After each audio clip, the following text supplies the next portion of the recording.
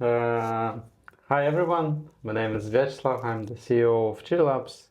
I have a great guest, Dana, today. Hi everyone, Dana from Tech Recruitment. Yeah, so we are starting our experiment. Like we try to do some podcasting. Why not? Right? And also, I wanted to speak with Dana anyway, so why not merge it? And she has great insights on the HR. So let's discuss that. Can you tell a bit like what you do, what is your role, what is your company, what's your background? Okay. Well, I'm working in HR and recruitment almost for 14 years, and today I'm managing my recruitment agency. We help companies to find all kind of IT specialists and managers, and these are usually specialists with niche skills or hard to find specialists. And yeah, this is in short. Cool. And like, what's your background? How did you came up with an idea that okay, I want to run my own HR company? Okay, yes. Okay, my career started as a recruiter. Then I moved up to HR management position. So I was always working in HR. Yes, But it was in some company. Like, what was it? Big? Was it small? my first job, serious job, one, yes, was in agency, and then I was working in different kind of growing companies, mainly fintech companies. But can you tell the name of the agency? Who raised you? Who raised?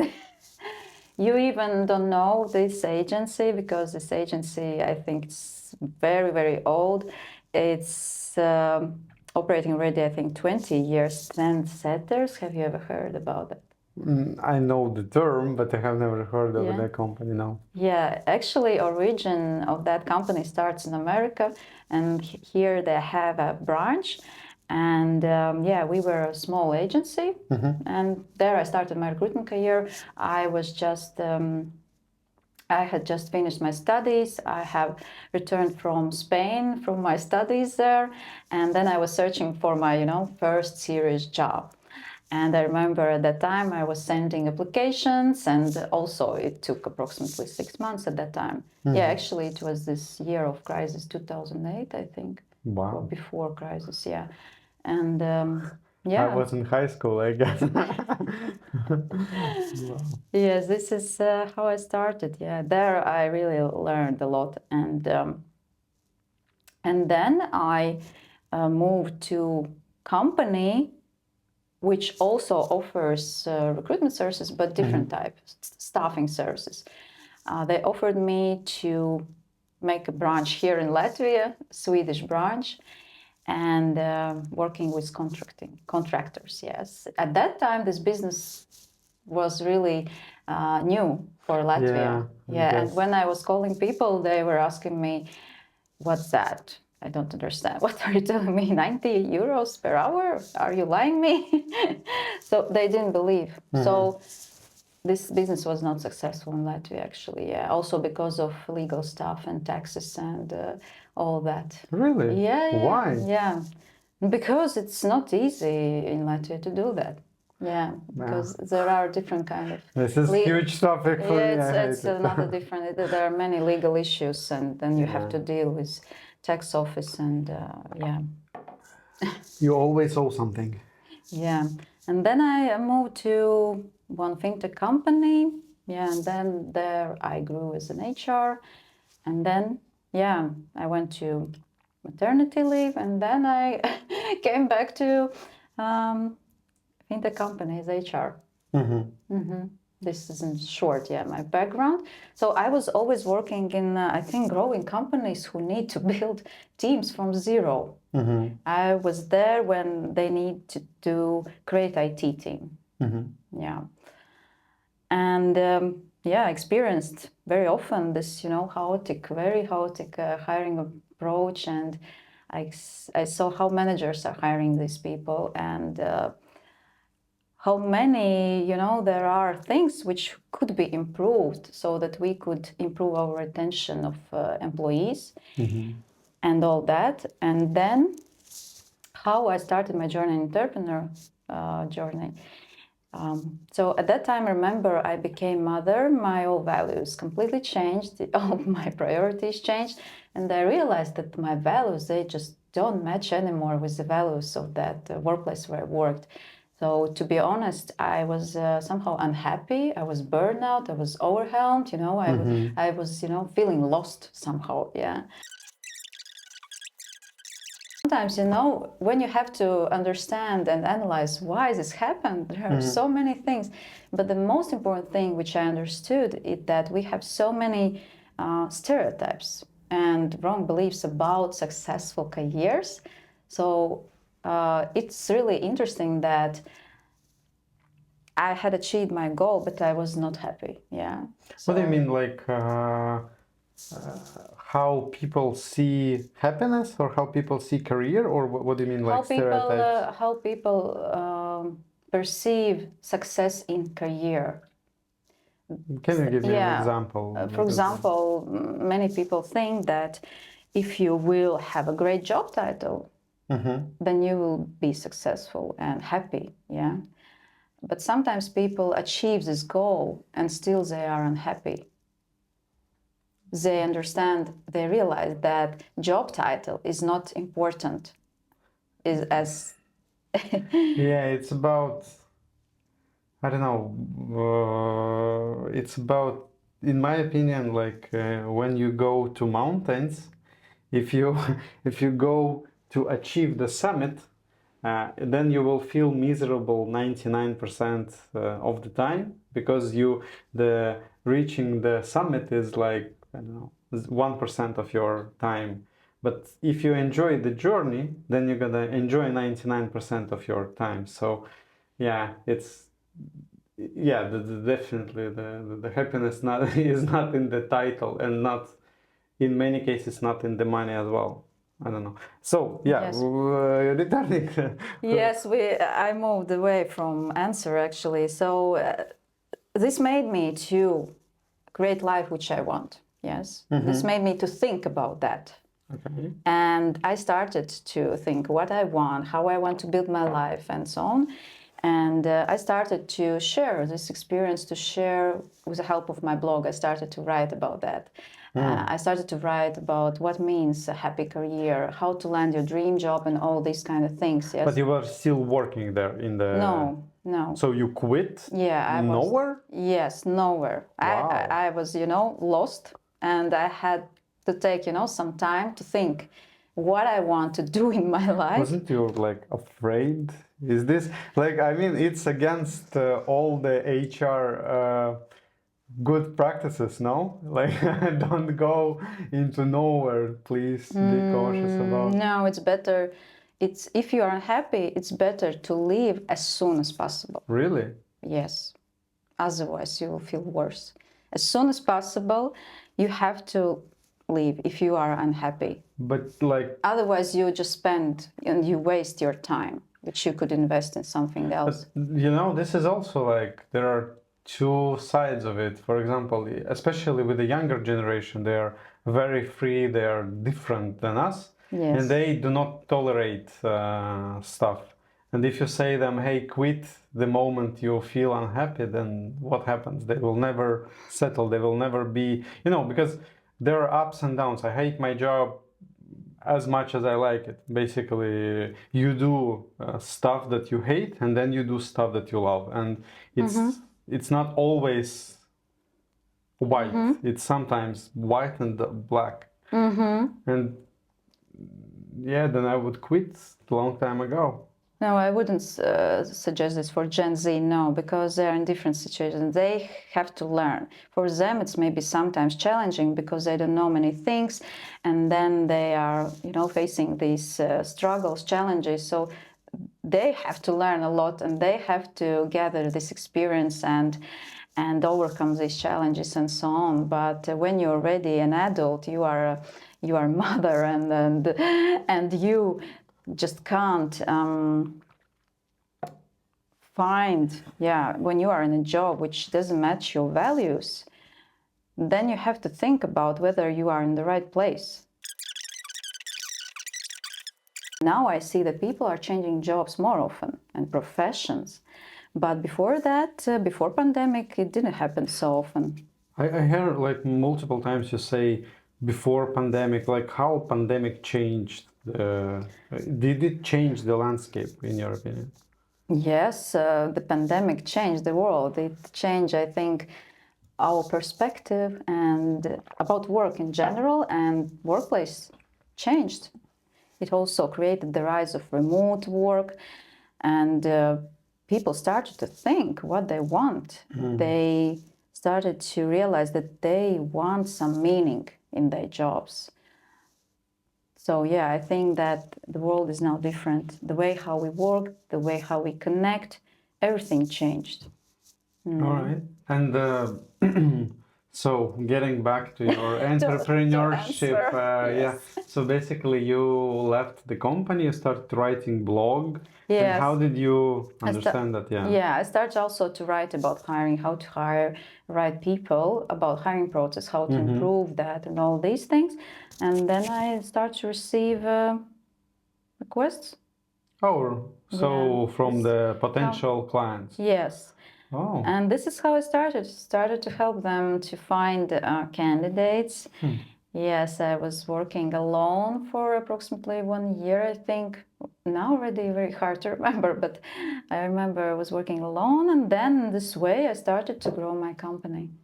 Wow, that's really interesting. Usually, this is not the way how you get your first customer. Usually, it's like friend of a friend, or the company you worked for, and wow, from social media. Yeah, actually, That's cool. this helps your personal brand. It helps. That's interesting. Right, and then how you decide that, all right, I'm not a solo entrepreneur, but I need to build a company. Like how was this switch? Yes, so I started to feel, overwhelmed, and I was working, from morning till evening, and I realized that I need a Help. new, team member. I started actually to hire interns and train them. Yeah, This is how I I like started. it, yeah.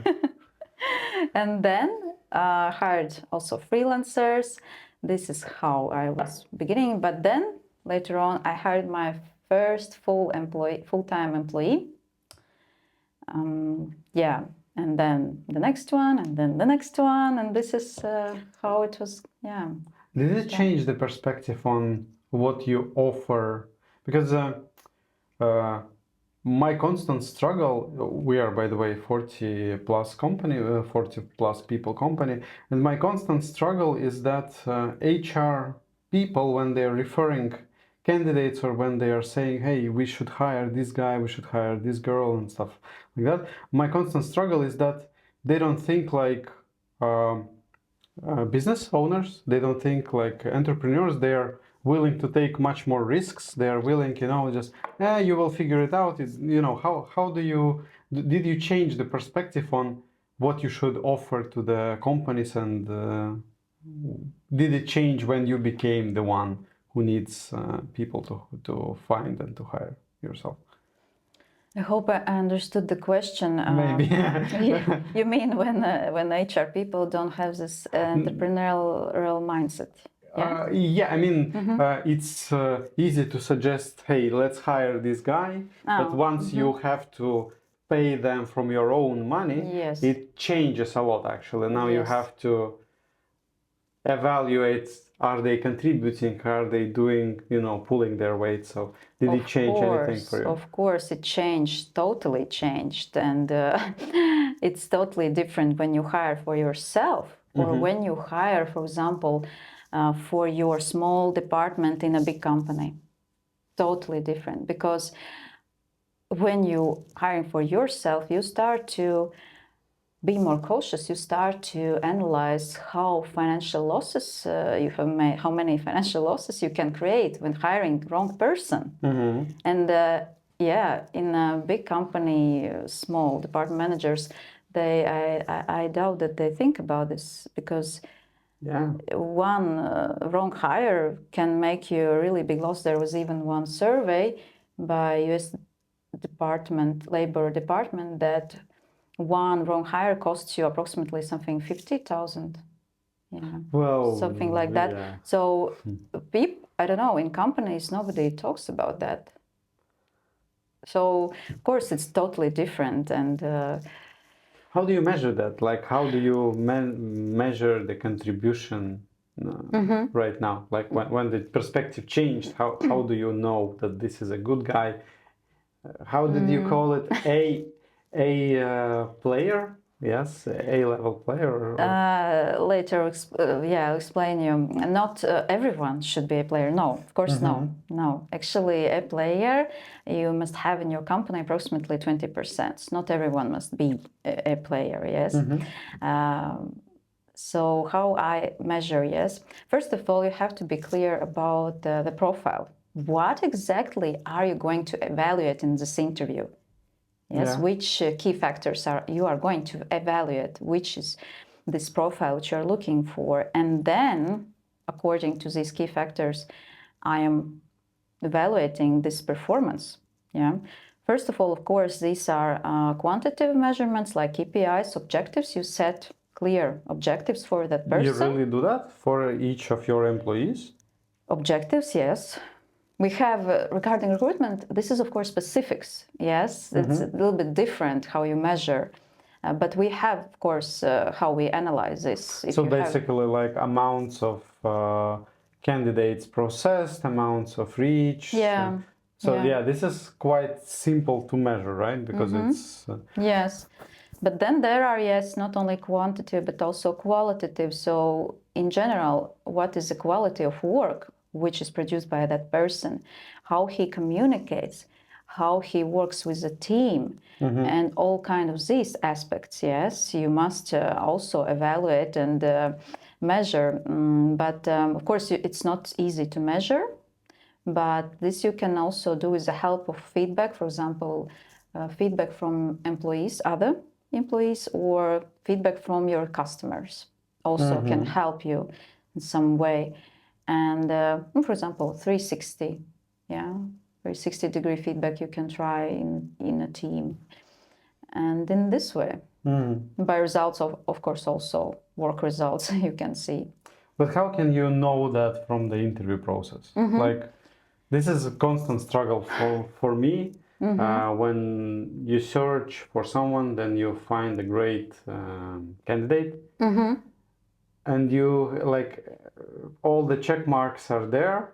He's a great guy or girl, and then it doesn't work. How do you protect your customers, or how do you protect yourself from that? First of all, yes, you said correctly that you must be clear about these objectives which you will be evaluating during that interview, and then ask questions around each this key factor. Yes, these are behavioral and situational questions which can help you to understand. Yes, but of course that's not enough. Then you can try test. Yes, Yeah. and then also gathering feedback from previous employers. Is it a common practice right now? It is a common practice, yeah. Does it help really? I think it helps when you ask the right questions. Yes, I think it helps when you explain also to this other person why you're doing that and why you're asking. So the way how you gather this, I think, yeah, because very often during interview you have some kind of perception, intuition. Bias. Yeah, you have some kind of feeling that maybe this person is, I don't know, for example, not attentive to details. Yeah, maybe you think that.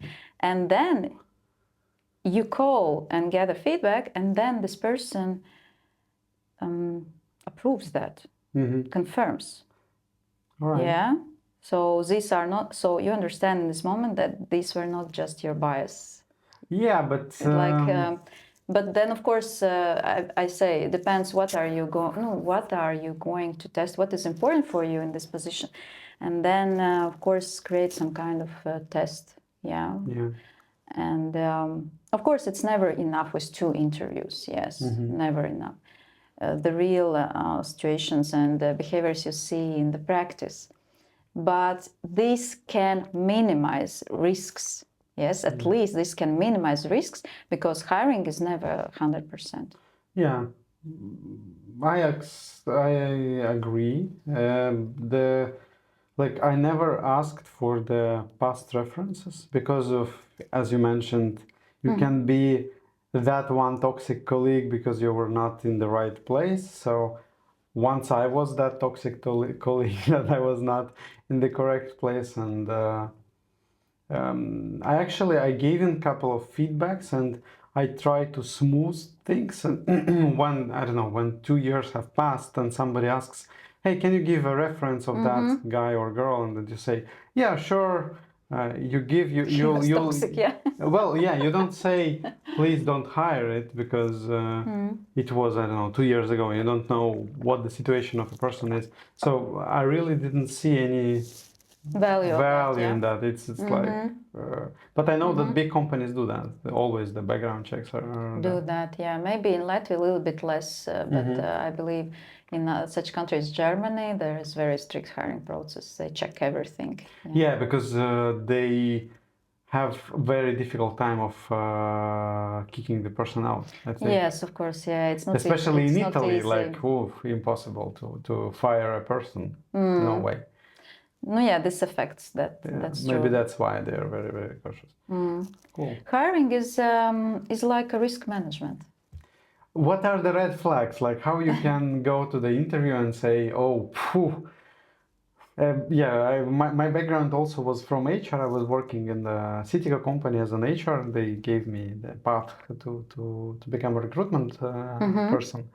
So I had a couple of interesting interviews. Maybe if we have some time, I will share some with you. But what are the red flags? How do you understand that? No, better not to proceed with this guy.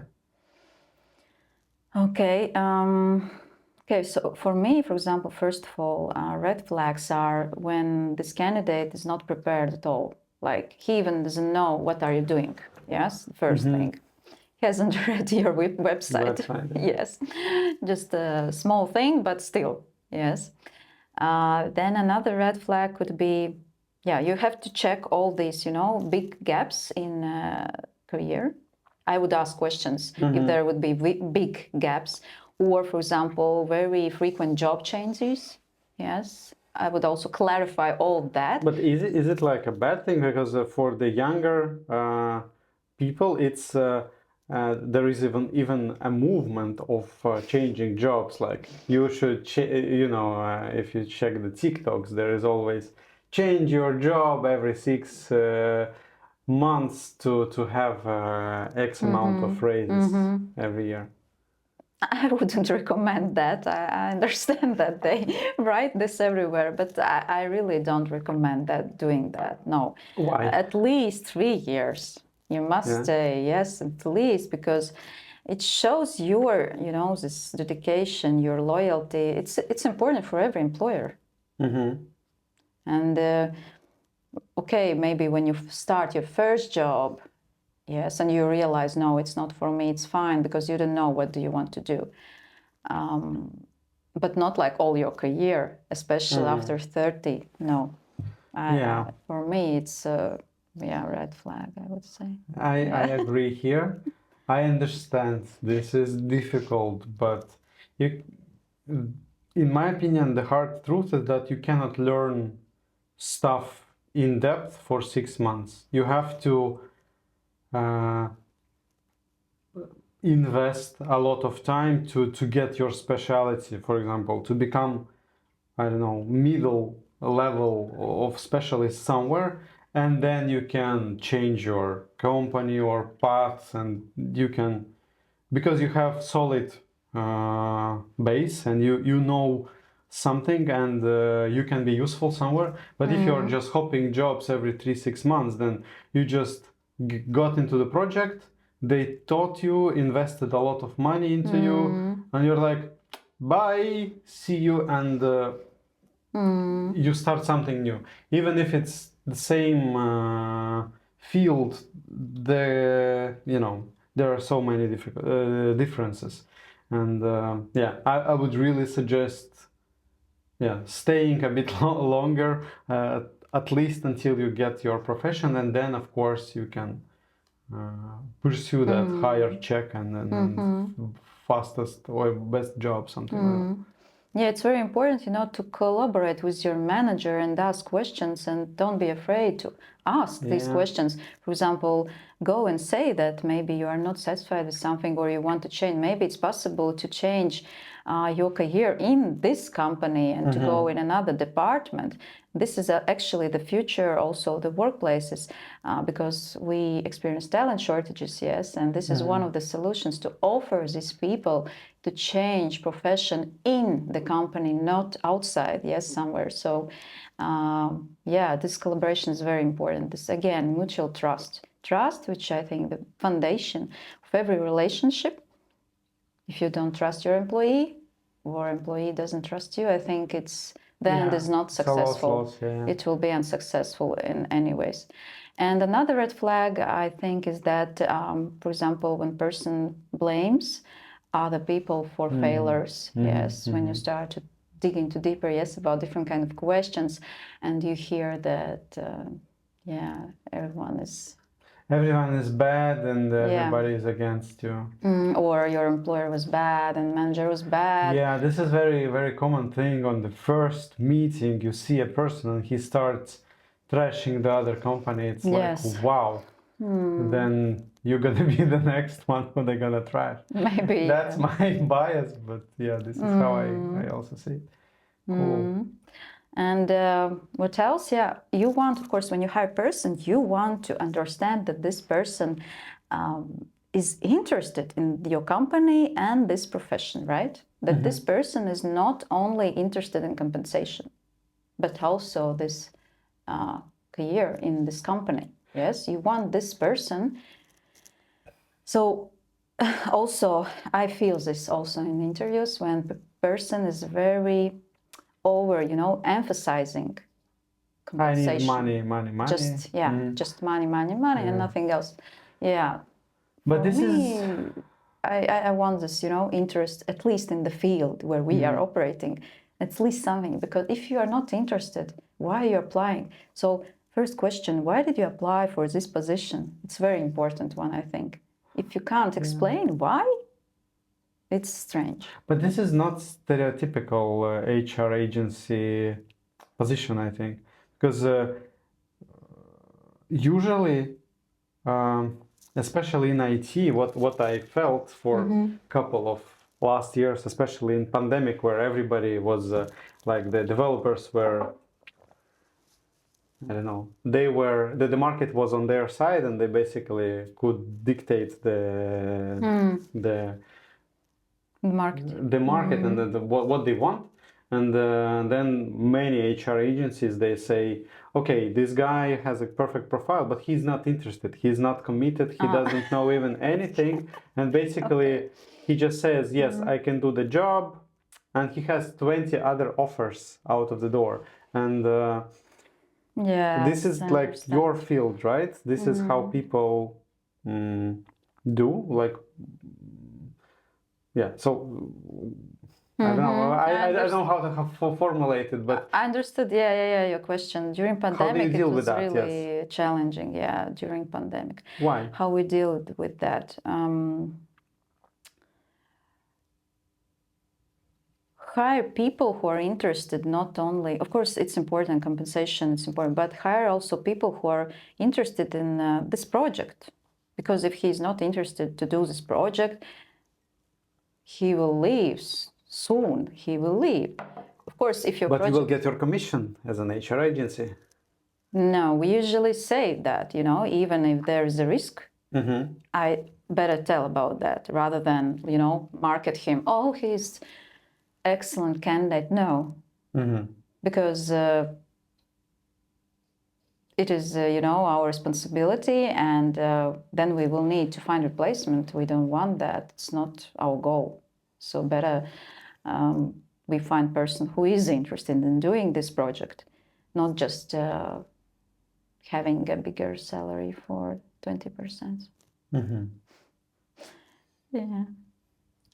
Yeah, that's this is the right way, I think, because on the short term, like basically, in my opinion, it's like where you put your interest in. Is it short-term goals or long-term goals? If long-term, then of course, client satisfaction in 2 years span is much more important. Then you just fill in his position. After half a year, the person is gone. You have to, well, I don't know if you have or have not to find another person, but the reputation is already gone, and you would have to, say no. This was the person's problem, not our company problem, and then you are actually getting blamed for Yeah. giving wrong person, I think. Yeah, this is why, no, better I say about this minus. If he has some kind of minus, I tell about that. No. And all right, but during the interviews, you sometimes have like an impression that this is the perfect fit, or this is like a player. What is the A player, and how do you understand that this is the guy? Yes, okay. A players, these are people who are exceeding always. Yes, results. They are achievers by the nature. They are goal oriented, they are growth oriented, they are proactive, driven people. And this is why they are needed for every company who wants to grow of their business, at least in leadership positions, I mean in critical positions. Not everyone should be A, no. There should be A's and B's. What is it like? What is the difference between A's and B's? Okay. B is the one who should not be told every time what to do. He can find yes this answer, his initiative. He tries to solve problems on his own. But A player is the one who doesn't need this additional support or help. Yeah. And then C player is the one who is doing just minimum. Yeah. Okay. Yeah, so in every company there should be A, B's, and C's, because there are positions where we need C players. Yeah, absolutely. Like for the A, how I see it, I don't call it ABC, but I know that there are some people who you have to restrain from any basically they should break the rules, and you give them freedom and you trust them, and they do whatever is best in their opinion. And there are people who you should say, this is the lowest benchmark where we go. We cannot go down. If you go down, bad stuff happens. But those who are top performers, you should let them cook. Yes. How it's called, yeah. Yeah, there is this quote: if you want to save your marriage, then hire A players. Yeah. If you want to stop being a control freak, then you need A players. Yeah, there are two sides of it. I don't know. From my experience, sometimes if it's I don't like superstars.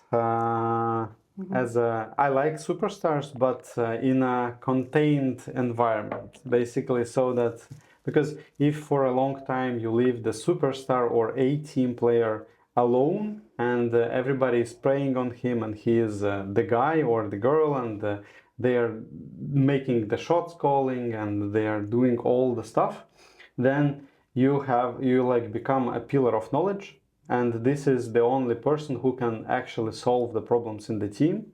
And agile, which we work with, says that there should be no A players. Either they should pull people to their level, either you should create a team of A players alone and put them into confined environment, because otherwise they will become toxic and they will become a pillar of knowledge. Do you agree with that or disagree? I understand what you mean, especially in IT sphere. This concerns IT sphere mainly, I believe, yeah. But an A player is only an A player in the right environment. Yes, so this is first of all, because in other environment he won't be A player. Yes, so this is the first thing. When you create profile of your A player, who is he? So this player should share his experience, his knowledge with his colleagues who are especially B and C. He must share this experience. Depends, yeah, what kind of profile is this for you, a player? If this guy who doesn't want to share, then he's not a player. He must have this, leadership ability to inspire other people, yeah, and be the, how to say, example that it's actually, I would say, a little bit egoistic not to share what you know and keep this knowledge only in your head. So this depends what kind of environment you create. Yeah, your values in a company. If you have this, knowledge sharing environment and a player mindset, actually, yeah. And do you think this is a company responsibility or this person's responsibility? Company, because that goes everything down from the highest management. The values in the company are created because of the management, highest manager. Yeah. Okay. If he allows particular behavior in the company, then it will never change. Yeah. So it doesn't matter what we write on paper, what are our values. It depends from the manager. Yeah, because I've seen many cases where the best performer in the team becomes toxic, and then it starts to rot. And seen it many times during the career that you have to either switch, like completely rework how the teams are structured and put this person work alone, in a confined environment, or to replace it, because toxic A player, toxic superstar is a huge threat. Like basically it creates so much friction that it can kill the morale of the organization, because everybody knows that yes, this is the guy who can solve everything, and he's complaining all the time. He's saying, Yes. "Oh yeah, I hate this." It's unfortunately as often in IT. Yeah. Yeah. Yeah. If you say also about this, then it's not the first time I hear about this. Yeah. Why it's only in IT? Because do you have experience from other fields as well? No. Okay. I worked mainly in fintech and IT, but I assume this is regarding this technical knowledge. You write, for example, the code, and then, it's not so easy to share. Yeah, this technical aspect, maybe because of that, because in other spheres, I didn't hear such feedback. I don't think that this is just IT related. I think we are just very, narrow-minded in terms of industries. So I haven't worked with construction. I think it's just we any can't work. talk about that. Any work that is like mind-driven. Yeah. I think this is just a human problem. But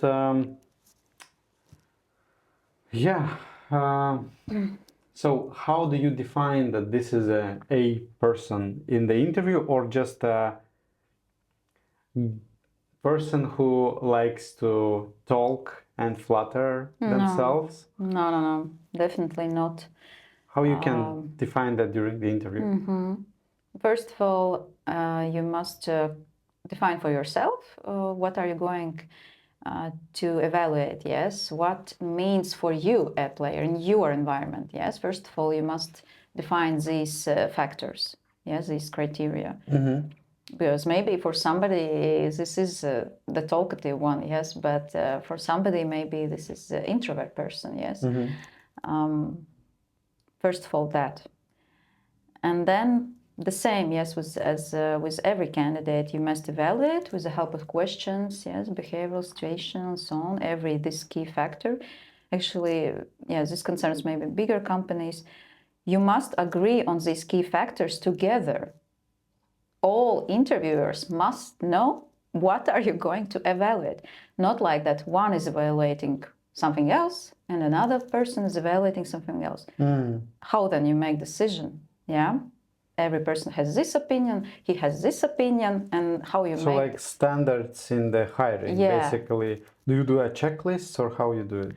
This is about, again, this hiring process, whether this is a structured hiring process. Yes, this is how you create order in this process and make your hiring decisions more objective. Yes, trying to do that without bias and all that. Yes, the way how you can make these hiring decisions more objective by, for example, introducing scorecards. Yes, in scorecards you define these criteria. For example, I don't know, communication skills, this, yes, and you agree with every interviewer This about... is a 1 point, this is 2 points. Yeah, and how you will evaluate, like, for example, from 1 to 5, like example. Yeah. Then you meet all together, you discuss results and make decision, which you had on these scorecards, yes? Not like just, oh, I think he's very, I don't know, communicable. And another person's no, I think he is not communicable, yes? Like just some kind of opinions, gut feelings, all this kind of stuff. So I believe, yeah, that this is the way how you can make more objective hiring decisions, how you can minimize these risks, yeah, to hire wrong person. So to have some kind of system structured. But who should be the interviewers? Should it be the manager who gonna work with this person, or a team lead, or other person? Like, what's your take onto that? There should be, of course, at minimum 2 interviews, so that this person could be interviewed not only by manager, yes, but also by the team. I know this is not how companies are doing, but this is, I think, the great way how you can see if this person matches your culture. When, for example, there is also a team involved. But mainly, yes, this is a manager who makes decision, who is the direct manager. This is a good idea, because Google is strictly against that. Against what? Against managers hiring for themselves. This is absolutely against Google policies, because the reasoning is that managers desperately need resources, and they are willing to cover their eyes on some nuances or some minuses of a people. And what Google says, their HR processes says that we hire people above average, and if we allow managers to hire people who are a bit below, then in 3-4 generations of these people, you will have average people or even below average. And this is like why they're against of direct managers hiring for themselves. So managers should hire for different teams, not for their own. So this is like what's their take. Okay, interesting. About Google, yeah, I didn't know this, that they're like hiring that.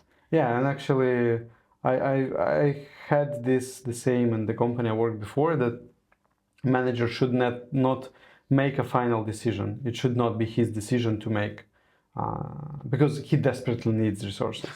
Okay. There is always a deadline. There's always a client pushing. Okay, yeah, we will solve the problem right now, and then because they don't think about long term of the company. They think about here and now.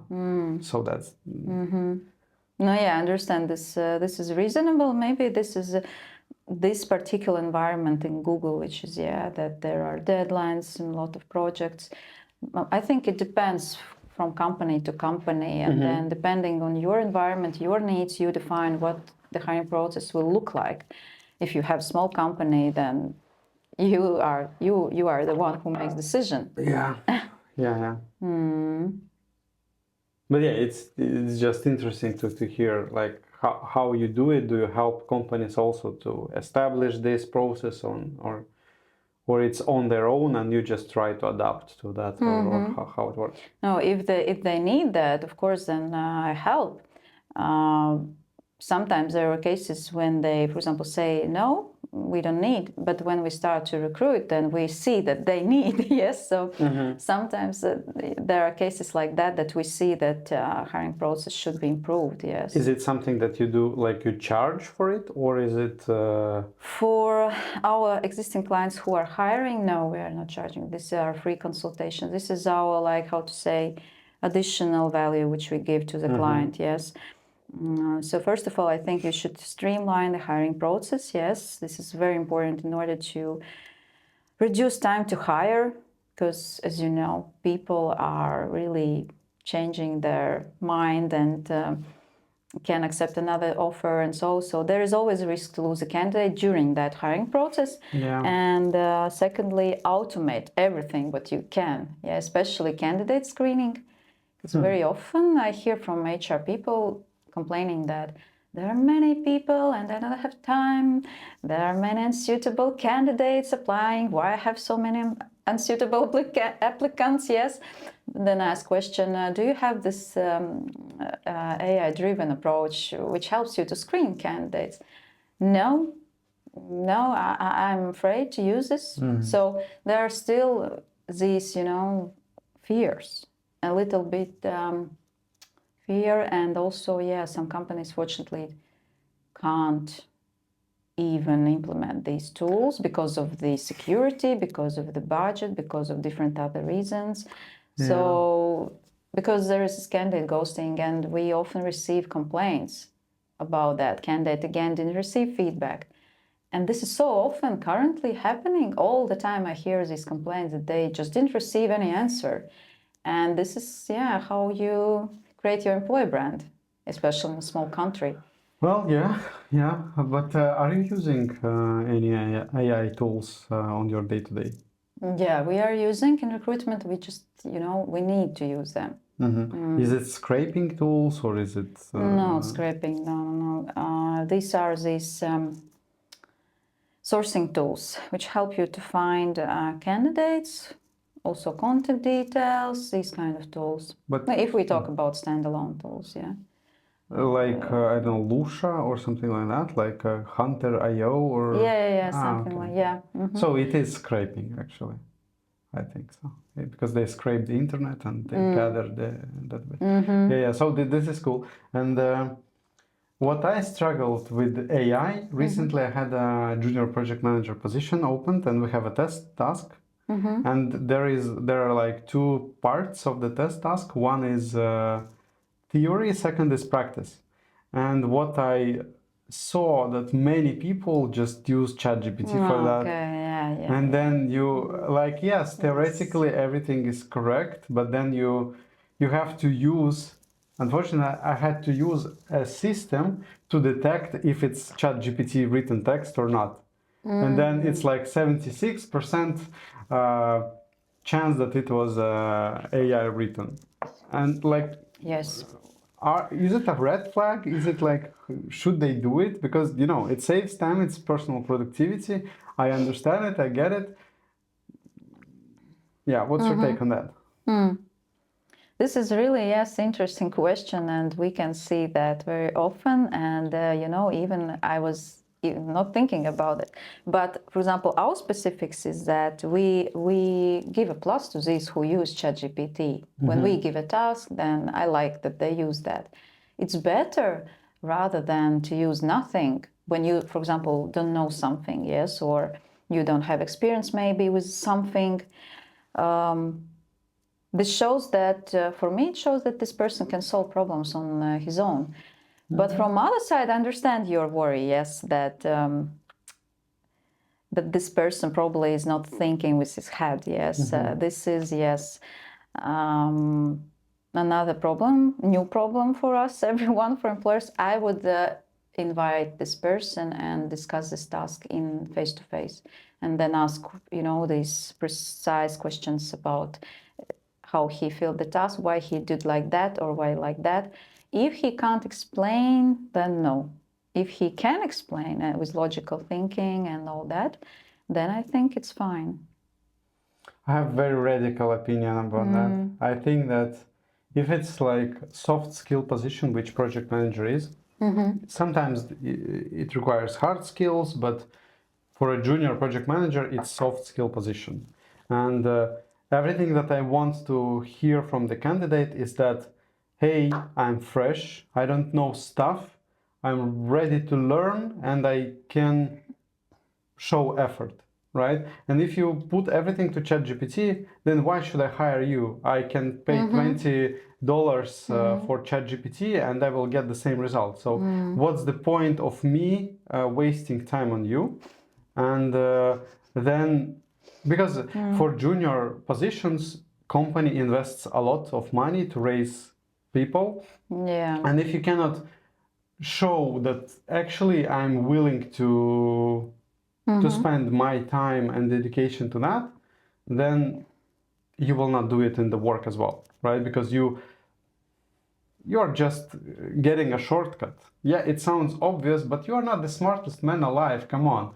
Like if you're using ChatGPT, literally, I checked 40 test tasks and around 65% were ChatGPT driven. So guys, Yes. it's not you are not geniuses about that. Like, use your own head if you are applying for junior positions.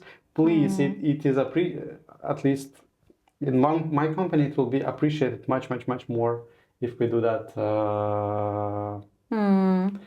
yourself, even with mistakes. But at least I know that you know something. It's not, I don't know. That's why I absolutely just hate it when people just theoretical task. Okay, ChatGPT answer for me. Yeah, ChatGPT knows that. Do you know that? No. No, yeah, here you must tell them that you can't use ChatGPT in Why? this task. This is like a check. If you don't want this, like in this task, then for you want to check. Absolutely, Okay, yeah. If okay. he is a cutting corner, or he or I don't know. This is why I left it. Before the ChatGPT era, we had it. The theory was only for testing how person is he willing to spend time on it, or it's just first Google. And if he's not willing to spend time on it, then Yeah, I believe it's not very committed to the job. So okay. Yes. No, here I agree. Yeah. Because in recruitment, of course, we have another specifics. You must, work with keywords, all that, and then we say that you can use, especially if person didn't have previous experience, for example, and so on. But yeah, in your case, junior project manager, that's different case. yeah, because it Yes. recent pain. That's why. How is the market now? Like, is it easy to find a job? Is it hard? What you work with that day to day? I just filled in one Yes. position. So. Well, first of all, work market really has changed. Recent survey showed that the employee engagement is very low, that only 30% are engaged. And the reasons... Like working people already in the companies? employees, only 30% are engaged. The rest, 70, no. Engaged means that they are willing to do something better and achieve something. Yes. Wow. Yeah. Great. Yes, and then they started to analyze the reasons for that, and the main reasons were, first of all, work-life balance that they miss, trust in leadership. These two, the most important things. So what it means that we are in the front of, again, a big resignation, probably. Yeah, that, and by the way, people started to change jobs more often. They started to change jobs, they started to change their professions more often. So job hopping is very now in trend.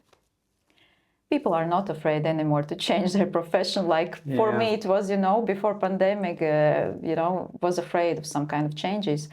People were for stability, growing one company for many years. Now it's changed, yes.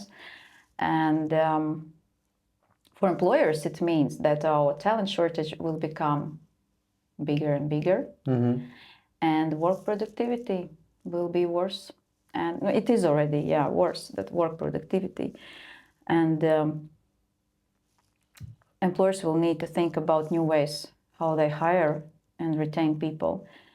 And one of these things that can help companies is the one I mentioned, that they can offer career transition in the company. Another trend is that they have to start to hire by skills. Skills-based hiring is going to be more popular, yes, in companies. Skills-based hiring, it means when you hire applicants based on their skills rather than on qualifications and degrees, yes. So this is the main trend right now in the job market. Also, we can see this by that application volume is up, but openings are less. Yeah. Yes, job openings are less. And but still, it's a candidate-driven market. Yes, when we talk about great candidates, good candidates, it's still a candidate-driven market, in spite of these big volume of applications. Yes, so still hiring is a great challenge to hire people, and still we need to find ways and solutions how we do that, how we'll grow our company. Yeah, because we are in short of skills. I found that it's much more challenging for the younger people to find job right now, because especially in IT.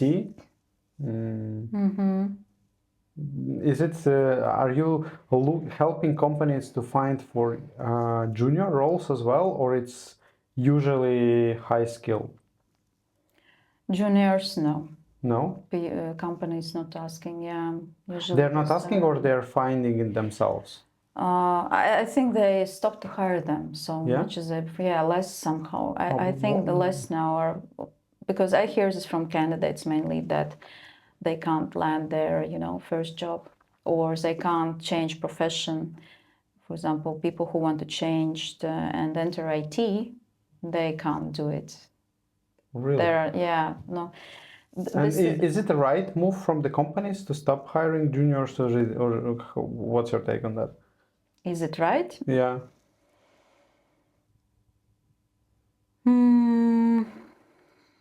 Hard to answer on this question, but I believe it's because of this ChatGPT, all these AI things, that they started to use tools, and for them, of course, they can cut their costs. Yes, for them it's fine in this way. Yeah, they can.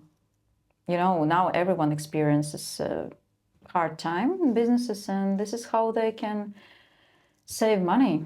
But is it like in the long run, it means that if less and less people will get the profession, that means that in I don't know, in 5 years we're gonna have more and more expensive but smaller amount of people, or how it will be? How do you see it? Yeah, difficult question. Yeah, but I think that people will need to adapt, and do what is asked. For example, now there will be more demand for AI people, AI specialists, yes. So if they don't hire junior developers, then you have possibility to work in AI position, or data analytics scientists and machine engineers, all kind of these people.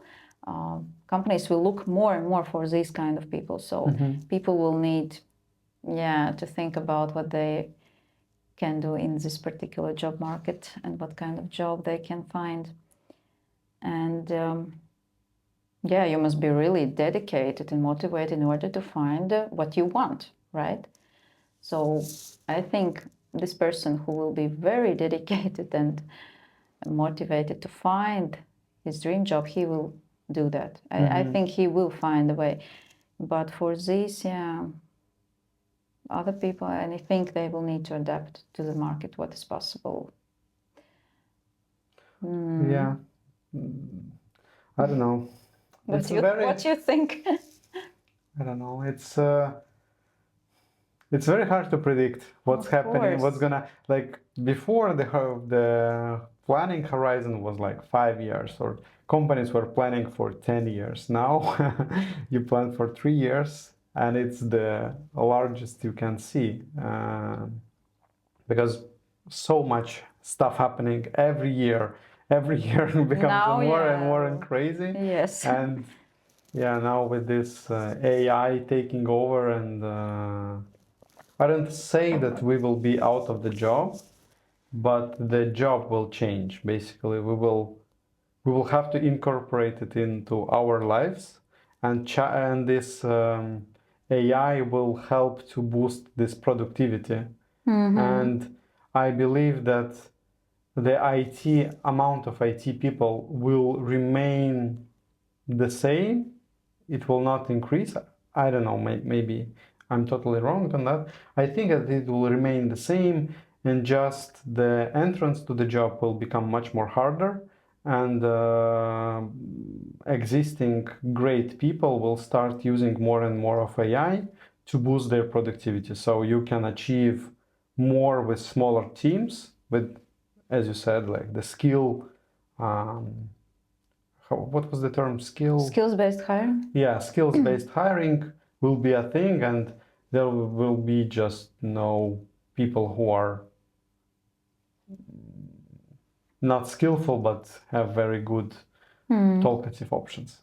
It's my opinion. But actually, what do you think? Is it possible to replace junior developer with No, AI? I don't think it's a wise thing.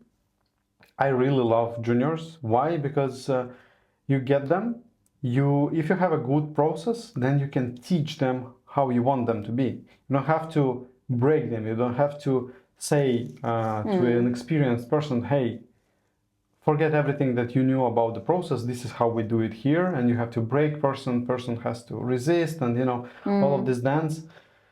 And with juniors, yes, you are investing a lot of money, you're investing a lot of time, but as a result, you will get I don't know, in a year, 2 years, you will get a great person who's gonna fit to the company. They have your values, they have your skills, they know what you guys do, and yeah, and you know what to expect from them.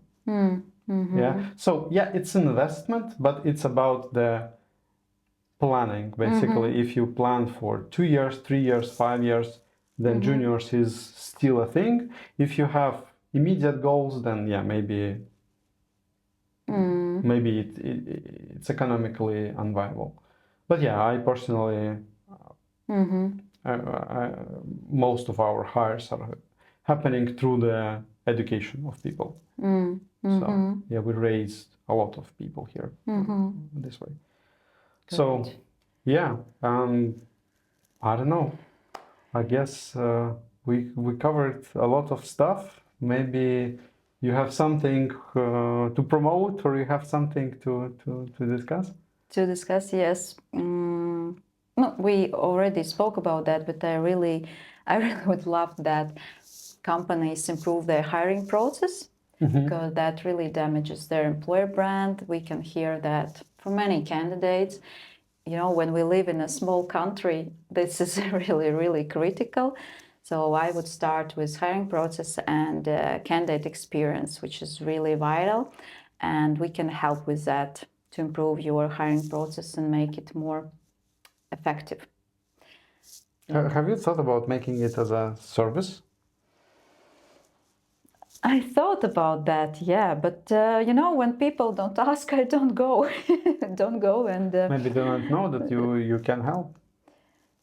Yeah, I can if there is such a help needed, because many companies have there, also HR people.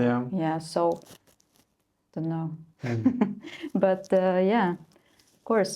And actually, regarding A players, you also asked me this question. A players, we don't hire when you just have some kind of urgent position. Actually, this is an ongoing process. You interview all the time people, even if you don't hire. You interview them all the time. You build connections and relationships with them. And this mindset you build into your whole company. You ask your managers also to interview people, network, and so on. And in this way, you build, this farm team. For example, one of founders shared with Farm team? Yeah, the name of that is farm team. Your farm team. This is a team of your A players. Yeah, you incorporate this A player mindset into the whole team. And what it means, for example, you need a key position and you want person who works in company B. You can't hire him just now like that, right? You can, but it will cost you a lot. Yeah. So you start to do it 6 months before. So this must be planned. Yeah. But isn't it like unethical to hire, like to interview people without offering them a real job? Because there is no open, like we had internal debate on that, that we actually waste a lot of company time and we waste people times when we have a position that we don't plan to close. Understand, yeah. This doesn't apply to junior positions, no. This just key positions. With these people, you network. I mean, not like official interview, but going on lunch, have a cup of coffee, talk about your... So like more like networking instead of... Yeah, networking. More like networking, yes. And this is how many great founders grow great business because of these great people. Yes, I just don't know if I can mention names, but I know these founders and businesses that they built. This is how they did that. Yes, but here we talk about key positions. Yes, not junior. So like head of something. C-level and head. Yeah, for example, you know that this person is really great in that company B. Yeah, and you know that in 6 months you will need that person. Then you start to build relationship. Yes, actually, candidates, you must build a relationship with them. That's a lot of time, so I don't understand how managers can do this alone. You have to build the pipeline. You have to build talent pool, your future talent pool. And who will do that? But will HR go and invite you to a game of golf, or hey, let's go to lunch? It shouldn't be particularly exactly HR. You can think about who can be that. Okay, so can create the role for this that. is a great guy from engineering. Let's send for him. Example, for example, many department managers who hired great people for their, for example, department on alone, just going on lunches with these people. Yes, this is about networking, relationship building. This is when you know that you will always need great talent into your company. But I know what it means. It means a lot of investing time. And I understand that, but you must invest time if you want to if you want to have this great team. But if you don't have time, then delegate this job to a responsible person. Yeah, that's interesting. I will think about it more. Yeah, delegate to person, hire a freelancer, no better, of course, employee, but agency, for example. Sure. Or also, we have used Dana's services some time ago, and the guy is amazing. He's still working with us. Still working. Oh, yes, great. That's the most important. He's great. So, highly recommend. So please put priority, hiring as priority, talent pool building as priority if you want to have great team, because people are the ones who build your business, not you. And stop looking, I would say, stop looking on hiring like, some kind of evil. Yeah. this is about your mindset change. Yeah. But yeah, it's very hard to change mindset of managers and leaders. So I hope that they will find this joy in hiring. And yeah. I guess there is nothing, as a manager myself, there is nothing better than hiring a great person who it gives you energy. It says, "Oh, finally, I can Yeah. put it out of myself, and somebody else can do it, and they're doing great of it." So that's a great feeling when you find the right person. I think I really enjoyed this conversation. I found something that I will think about further on. Very very big thanks for you for coming and speaking with all of us.